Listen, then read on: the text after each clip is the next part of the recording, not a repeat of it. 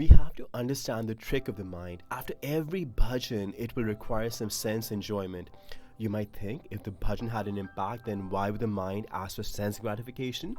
Actually, because it had an effect. That is why the mind is asking for it, because the mind is getting destroyed, losing its strength and becoming anxious. It needs some strength.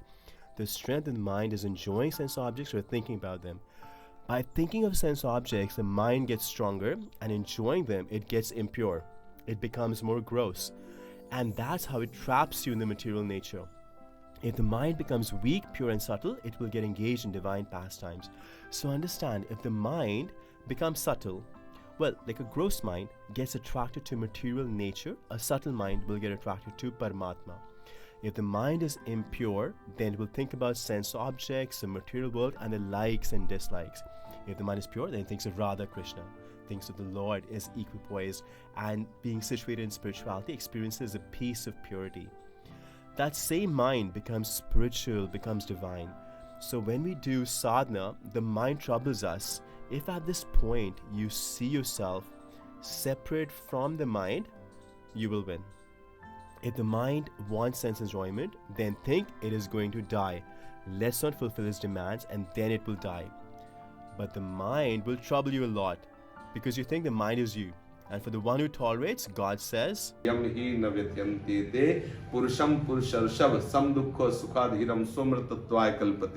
One who tolerates this disturbance of the mind can become eligible to attain God, to become eternal. We are on the spiritual path, so let's tolerate. The beating of the mind is so terrible that one can accept a physical beating, a thrashing, but will not accept the beating by the mind.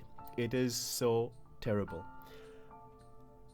See, if the mind wants sense enjoyment and the intelligence says, if you go there, you'll get beaten up and you might end up in jail. This is not good for us. The mind will say, I will tolerate everything, but let me have that. And the one who thinks he's a mind follows the advice of the mind.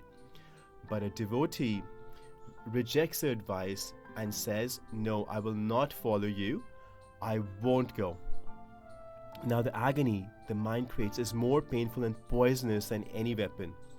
One who tolerates it is eligible to attain God. Sehsad bare bhakti, great and guru hitkar. We have to tolerate. And if you decide that I have to tolerate, then you will be able to tolerate. And we will have to tolerate anyways. If you think that yes, this is good, and you end up enjoying it, and you think your mind will be peaceful, but no, now you will face two types of agonies. Trishna, re-enjoying what you already did, and to enjoy something new. Now he will get trapped even more. For a short time he felt peaceful, but he did not understand that now he has to face these two agonies. Trishna, to enjoy what you already did, and Kamna, to enjoy something new that he has maybe seen of, read about, or heard of from other people. That is Kamna. First he only had to deal with Kamna, now he has to deal with both Trishna and Kamna. So because of Kamna, he had a sphurna, which is a desire arises. He decides to do it and then acts on it. Now both Trishna and Kamna are defeating him. Therefore, devotees should stop it right when the desire comes up. If you don't stop it, then there's a chance that you will resolve and do a sankalpa. Now you should try and stop it, but it is very difficult at the sankalpa stage. Very difficult to stop. Only by God's mercy can help. Otherwise, you may stop before your resolution, but once you resolve, then you will have to do the activity. It is very difficult to stop at that point. So be very careful. Now, if you walk the path of spirituality honestly, then at first, tastelessness arises before sweetness, and anxiety and exasperation. And if you decide to do sense enjoyment, the mind will be enthused. You have just decided to do it, and the mind is filled with new enthusiasm. But actually, that is tasteless, and this is sweet. But this feeling, taste in tastelessness and tastelessness in taste, is what is called ignorance. The path of God is blissful, but you feel it to be miserable. And the world which God says is dukhalyam, full of sorrow, feels blissful. This is contrary thinking.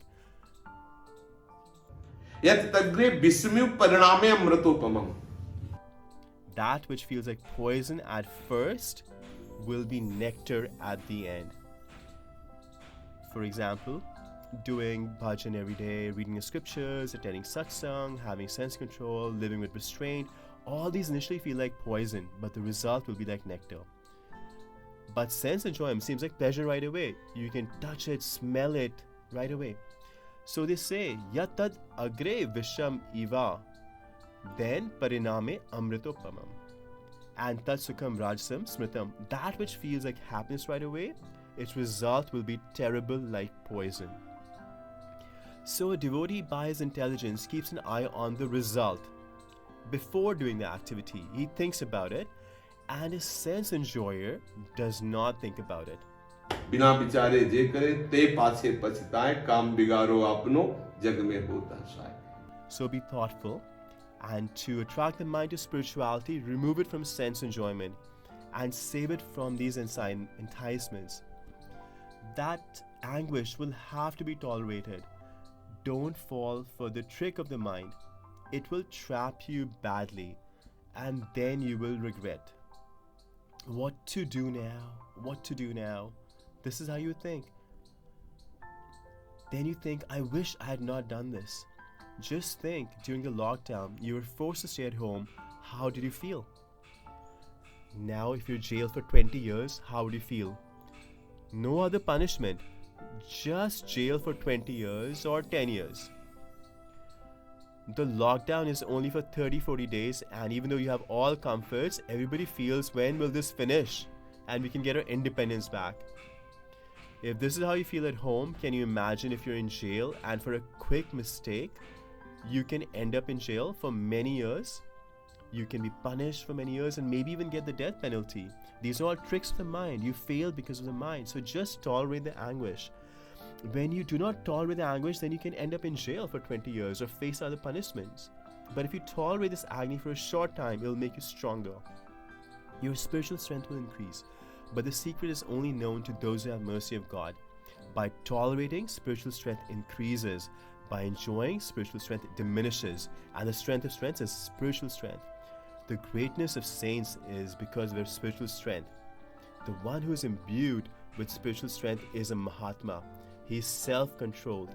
He can benefit the whole world. So do a lot of bhajan. Radha.